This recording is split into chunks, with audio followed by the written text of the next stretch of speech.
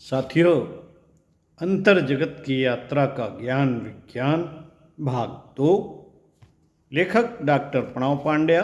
साधन पाद। स्वाध्याय से इष्ट दर्शन। पृष्ठ 163। आइए आपको पढ़कर सुनाते हैं। अंतर यात्रा विज्ञान के प्रयोग योग साधक के चिंतन चेतना एवं चित्त की पुनर्संरचना करते हैं।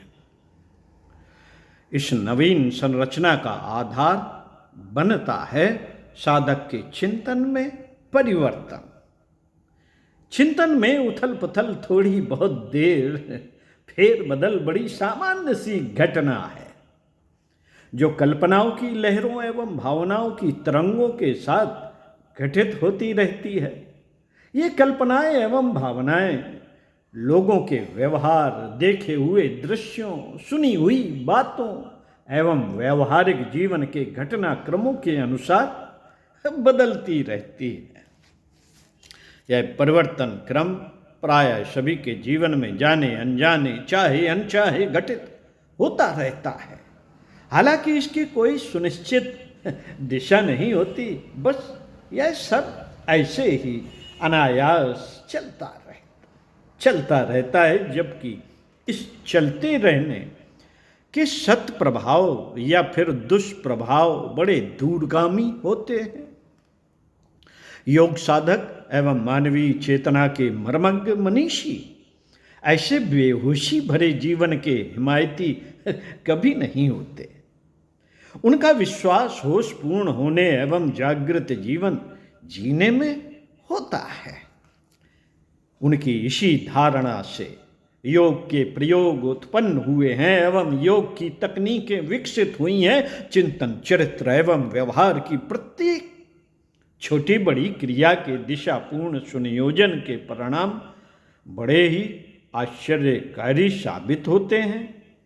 इस सत्य को सदा से योग विद्या के अनुभवी अनुभव करते आए हैं। योग कथा की पिछली कड़ी में ऐसे ही एक महत्वपूर्ण सत्य की चर्चा की गई। इसमें तप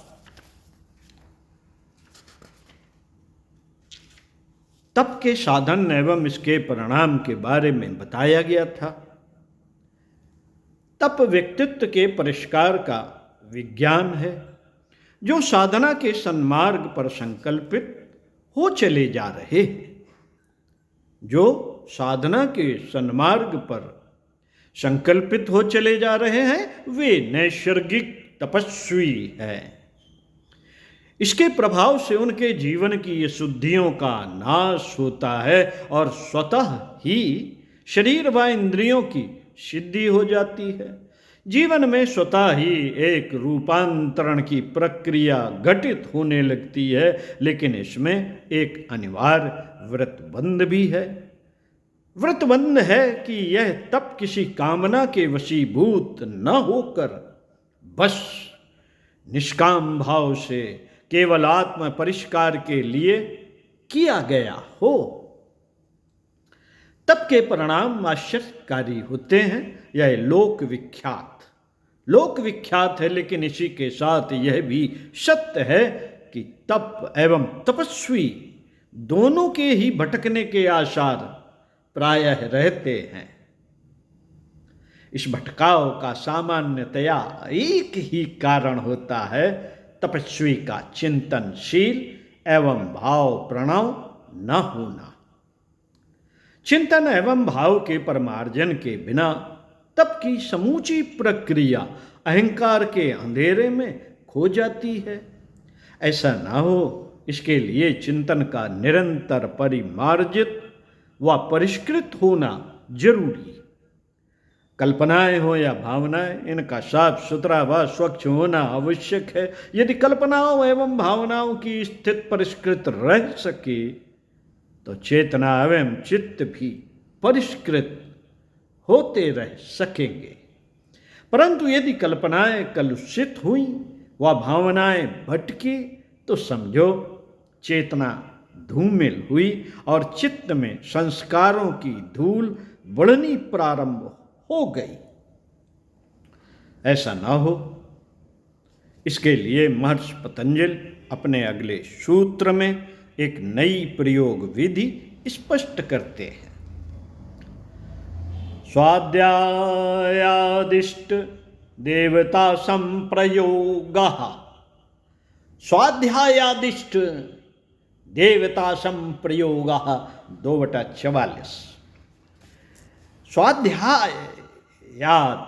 स्वाध्याय से इष्ट देवता संप्रयोगः, इष्ट देवता की भली भांति प्राप्ति हो जाती है। स्वाध्याय से इष्ट देवता का साक्षात्कार और उनसे एकत्व घटित होता है। महर्षि पतंजलि अपने सूत्र में स्वाध्याय को महत्वपूर्ण योग विधि के रूप में स्पष्ट करते हैं। आमतौर पर स्वाध्याय को पठन पाठन तक सीमित माना जाता है, लेकिन सत्य इससे कहीं गहरा और व्यापक है। कहीं भी कुछ भी पढ़ लेने को स्वाध्याय नहीं कहा जा सकता। कहीं भी कुछ भी पढ़ लेना विशेष तौर पर जो इंद्रियों को उत्तेजित एवं चेतना को उद्वेलित करे, आध्यात्मिक दृष्टि से अहितकर है। ऐसे पठन पाठन को वर्जित ही समझा जाना चाहिए। पढ़ने का एक प्रकार है जिसे विद्यार्थी विद्यालयों, महाविद्यालयों एवं विश्वविद्यालयों में पढ़ते हैं, इसे अध्ययन कहते हैं। इसके अंतर्गत सभी प्राकृतिक एवं लौकिक ज्ञान आ जाता है। इससे जीवन एवं जगत की सतही समस्याएं सुलझती हैं। स्वाध्याय का प्रकार इससे भिन्न है। यह पठन अथवा श्रवण की वह विधि है जो व्यक्ति को आत्मोन्मुख करती है, उसे सामान्य जन से योग साधक बनाती है। ऐसे अध्ययन के लिए सबसे पहली महत्वपूर्ण बात है उपयुक्त विषय वस्तु अथवा साहित्य का चयन। अच्छा यही है कि इसके लिए वेद, शास्त्र, ऋषियों की वाणी अथवा फिर आत्मानुभूति संपन्न ईश्वरीय चेतना से एकाकार हुए संतों का साहित्य पढ़ा जाए। इसके बाद दूसरा क्रम है इस अध्ययन के परिप्रेक्ष्य में स्वयं की समीक्षा करना। इसके पश्चात तीसरे क्रम में अपनी कमियों को परखने और उन्हें सुधारने की योजना बनानी चाहिए।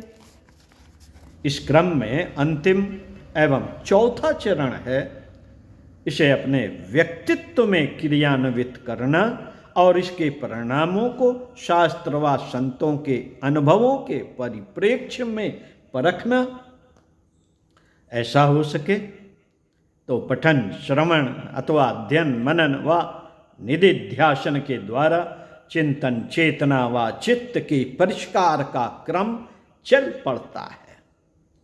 इस चित्त परिष्कार की तीव्रता व परिपक्वता के अनुरूप साधक अपने इष्ट के साक्षात्कार की अवस्था तक पहुंच जाता है।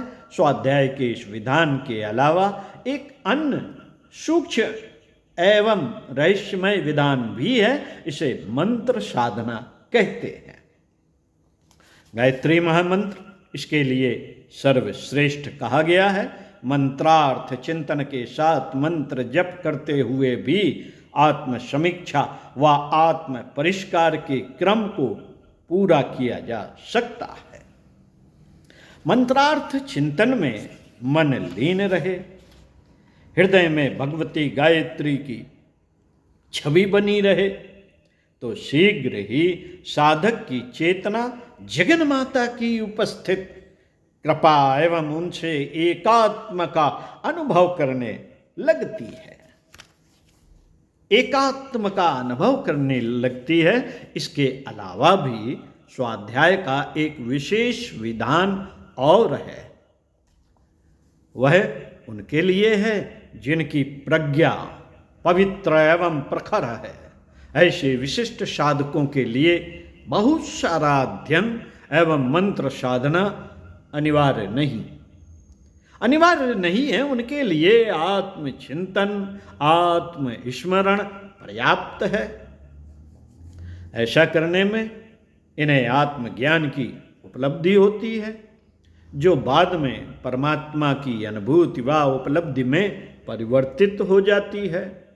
इस अनुभूति को पाने वाला सहज ही अयमात्म ब्रह्म के बोध में प्रतिष्ठित हो जाता है।